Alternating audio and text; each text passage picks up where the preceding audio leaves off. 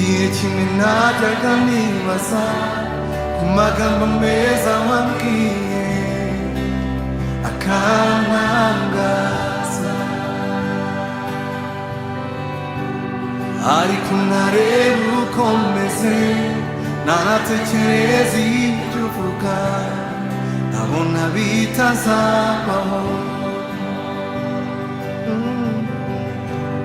Igihe natangiriye kwizera nibwo nabonye indamu zanjye zimbera igihombo. Inshuti zanjye zimbaho n'umuryango wanjye ntiwakumva, bagira ngo naravagiwe. None urabikoze ndabyemera.